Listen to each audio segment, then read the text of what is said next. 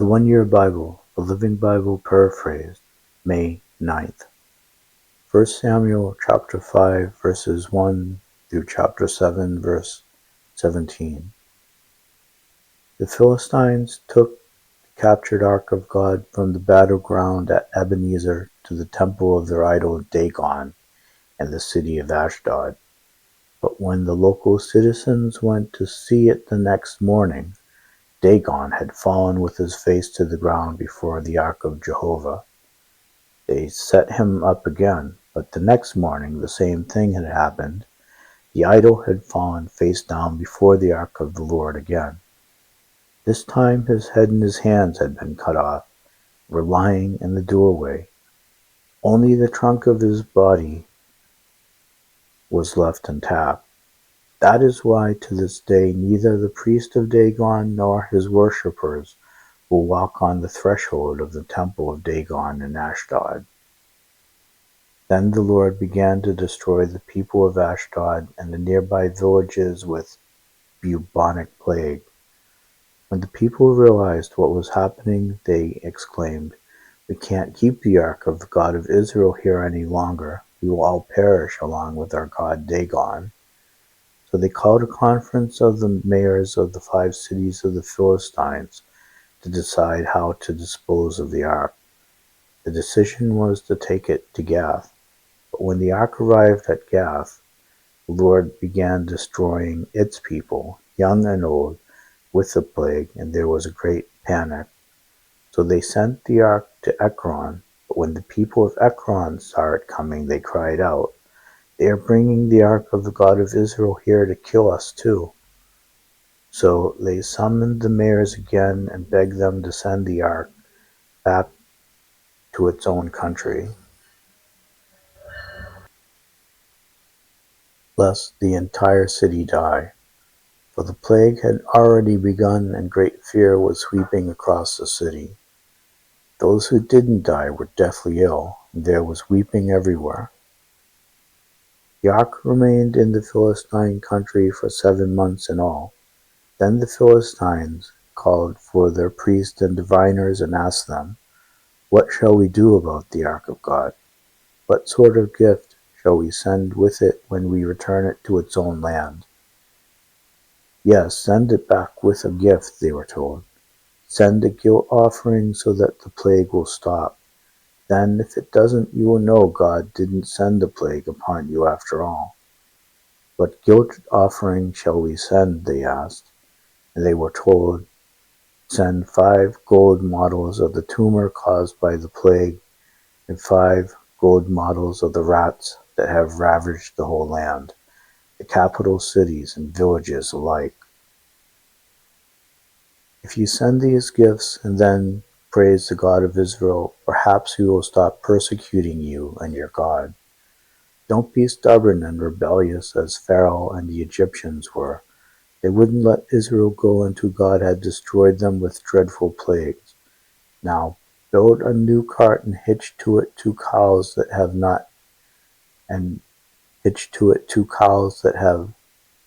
just had calves, cows that never before have been yoked, and shut their calves away from them in the barn. Place the ark of God on the cart beside a chest containing the gold models of the rats and tumors, and let the cows go wherever they want to.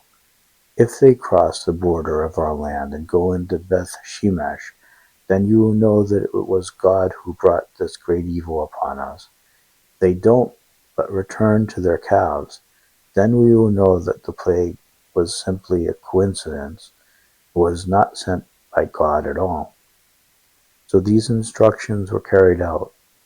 2 cows with newborn calves were hitched to the cart, and their calves were shut up in the barn. Then the ark of the Lord and the chest containing the gold rats and tumors were placed upon the cart. And sure enough, the cows went straight along the road toward Beth Shemesh, lowing as they went, and the Philistine mayors followed them as far as the border of Beth Shemesh.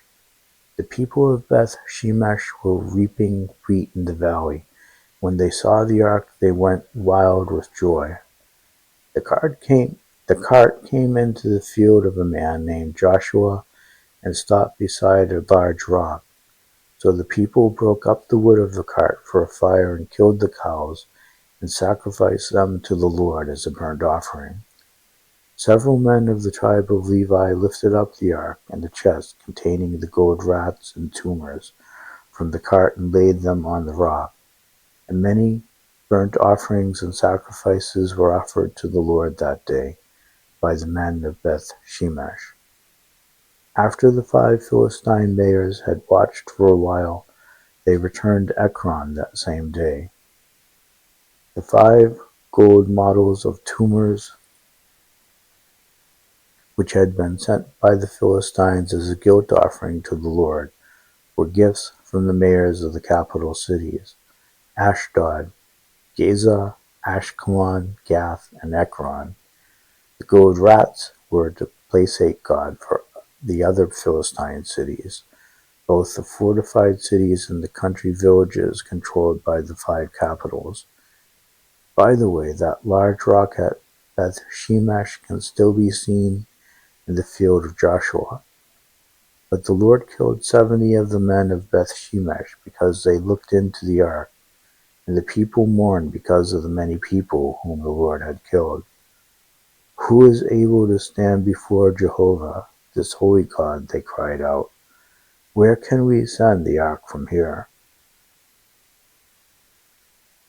So they sent messengers to the people at Kiriath-Jearim and told them that the Philistines had brought back the ark of the Lord. Come and get it, they begged. So the men of Kiriath-Jearim came and took the ark to the hillside home of Abinadab and installed his son Eleazar to be in charge of it. The ark remained there for 20 years, and during that time all Israel was in sorrow because the Lord had seemingly abandoned them. At that time Samuel said to them, If you are really serious about wanting to return to the Lord, get rid of your foreign gods and your Ashtaroth idols. Determined to obey only the Lord, then he will rescue you from the Philistines. So they destroyed their idols of Baal and Ashtaroth and worshipped only the Lord.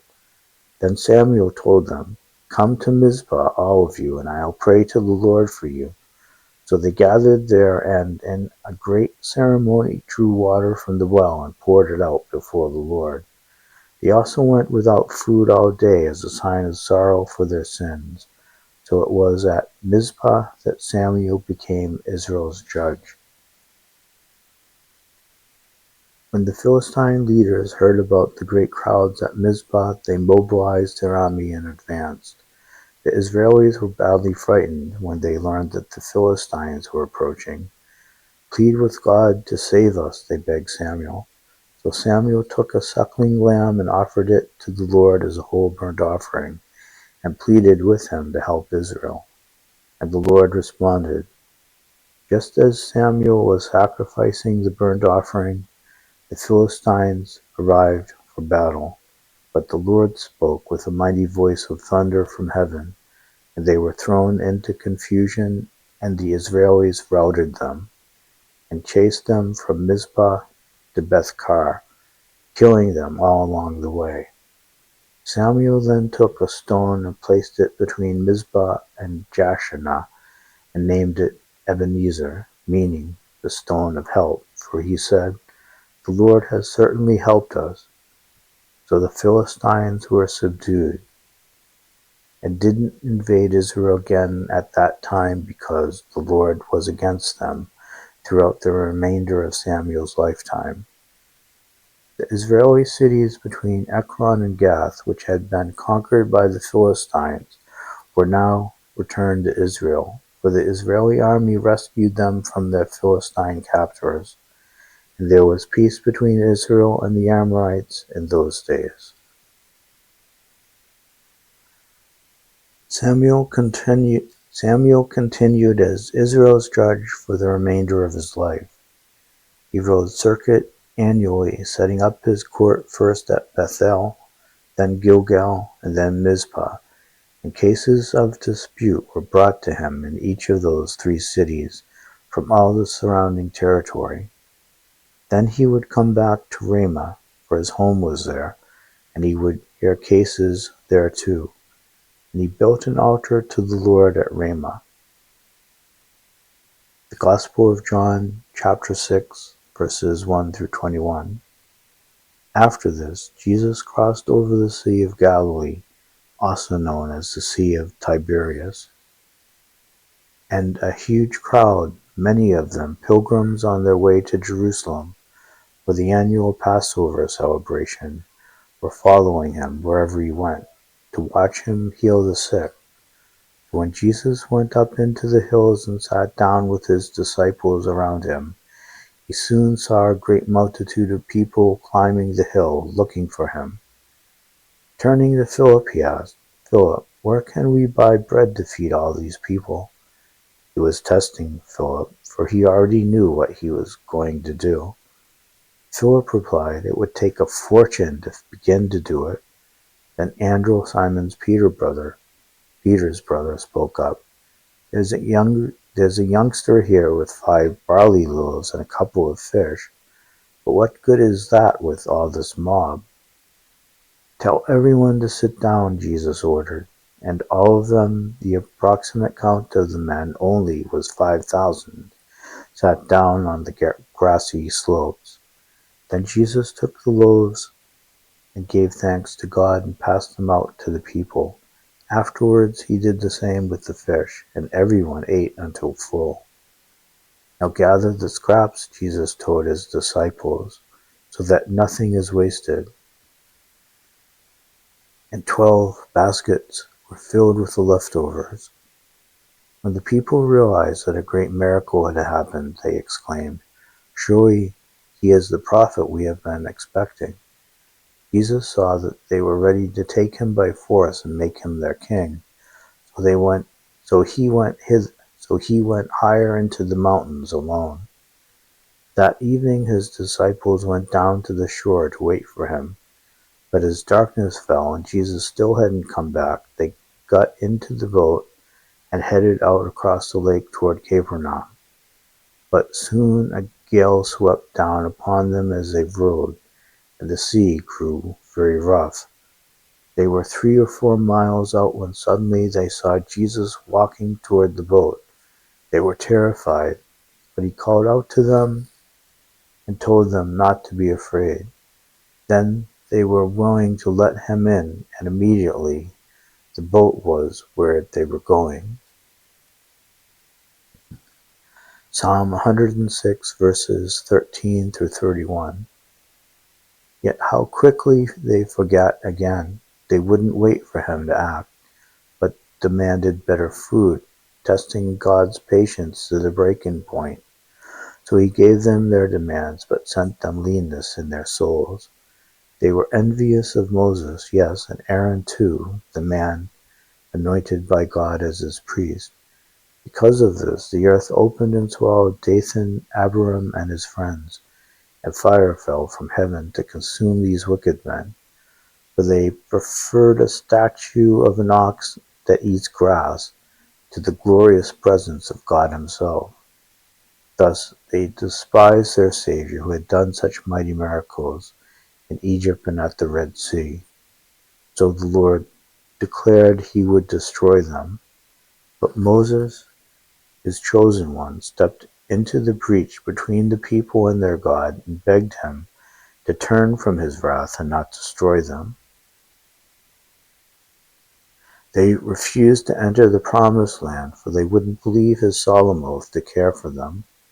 Instead, they pouted in their tents and warned and despised his command. Therefore he swore that he would kill them in the wilderness and send their children away to distant lands as exiles. Then our fathers joined the worshippers of Baal at Peor, and even offered sacrifices to the dead. With all these things they angered him, so a plague broke out upon them, and continued until Phinehas executed those whose sins had caused the plague to start. For this good deed Phinehas will be remembered forever. Proverbs chapter 14, verses 32 and 33. The godly have a refuge when they die, but the wicked are crushed by their sins. Wisdom is enshrined in the hearts of men of common sense, but it must shout loudly before fools will hear it.